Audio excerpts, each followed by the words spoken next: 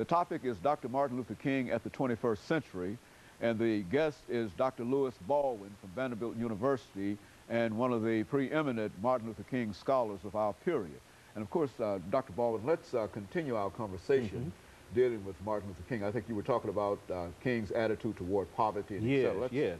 And if I had to add something to that, I would say that King consistently called for a redistribution of wealth, for a kind of restructuring of the capitalistic system so that the have-nots can grow in terms of material goods.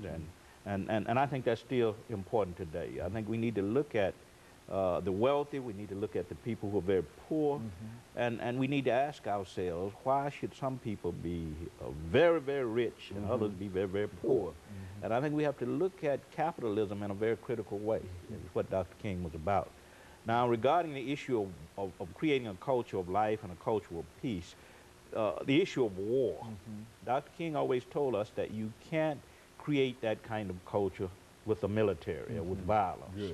And it seems to me that too many in our society today are talking about a culture of peace and a culture of life, but they are very open to the use of military means. And another thing about this, let me push it further and say that when Dr. King was talking about this culture, he was not simply talking about the United States. He was talking about a global, on a global level, creating a culture of life and peace from which all people of the world can benefit. Very good. And he had that in mind. Very good. You know, and of course, Dr. King had quite a number of things to say about many things, but now you also mentioned scholarship. And let me sort of raise this question in terms of the scholarship. Has much changed in reference to certain aspects of Dr. King, the assassination, for example, and some of the other things that are traditional in terms of our thought patterns in reference to Dr. King? That's an excellent question. There are several schools of thought. I mean, I should say, you have those who deal with Dr. King's assassination, who are now subscribing to what is called a conspiracy theory. And that's pretty much accepted now in scholarly circles, that his death resulted from a conspiracy that involved many forces in our society. So James Earl Ray didn't just go out and shoot him by himself. I mean, that single assassin theory is pretty much rejected now by most scholars. But the scholarship, I find most impressive the fact that the scholarship now is beginning to deal with Dr. King as a thinker, as an intellectual. Up until the 1980s, most of the scholarship treated him as an activist, as one who led demonstrations in the street, as one who employed nonviolent tactics such as boycotts and street demonstrations and civil disobedience, etc.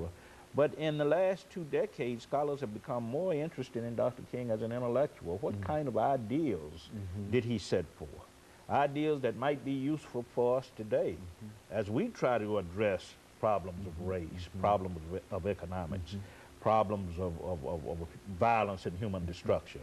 So the scholarship is moving in that direction. I think scholars are also beginning to see Dr. King as a world figure.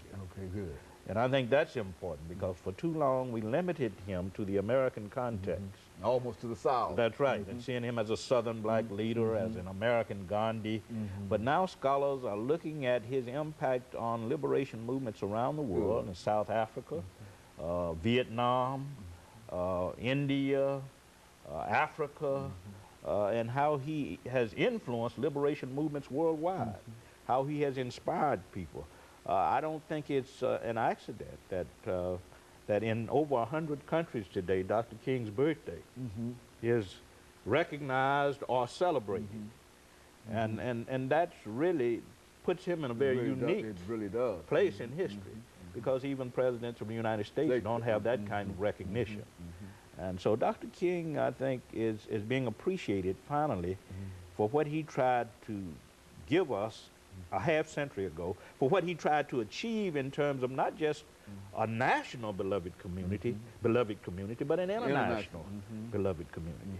And so King still, whole career will still have a tremendous impact upon whatever we do having to do with human relations. Exactly. There's no question about it.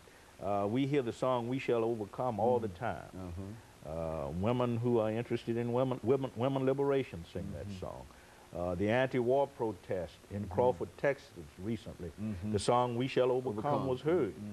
So I think it says something about Dr. King's legacy and how that legacy continues to live in movements for justice, in peace movements, in movements against poverty. Also, Dr. King, I think we have to keep this in mind, was very much concerned about health care issues. Very good. Because he moved from this idea of this dignity and worth, the sacredness of all life. All life is sacred. So he was concerned about health care, and that's a major problem in the 21st century. Millions of people don't have health care. And Dr. King was very much concerned about that. He was concerned about the handicapped. He was concerned about children's rights. All of these issues Speak to that young we people, consider. Dr. King, and young people. I mean, children, young people. I mean, what's with that? Unfortunately, scholars have not addressed that yet, but I've been going through some of his papers at the King Center, and I've gone to Boston University a number of times, and the letters he wrote to children are very impressive because he always challenged them not only to study, but to think ahead. To think in terms of what they wanted to become, to think in terms of the kinds of contributions they could make, not just to the uplift of themselves, but to the uplift of humanity.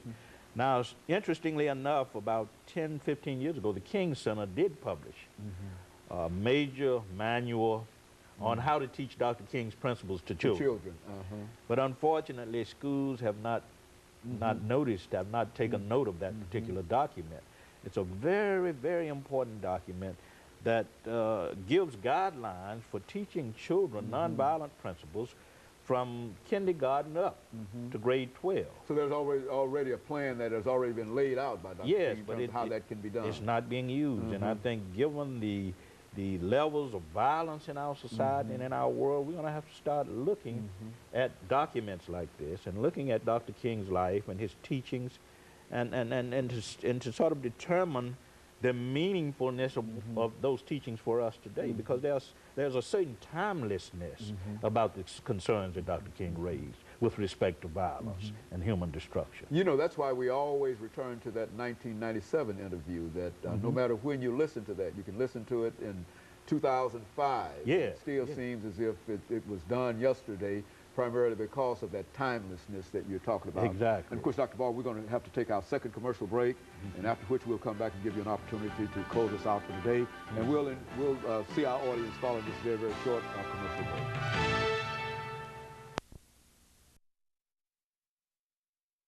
The topic is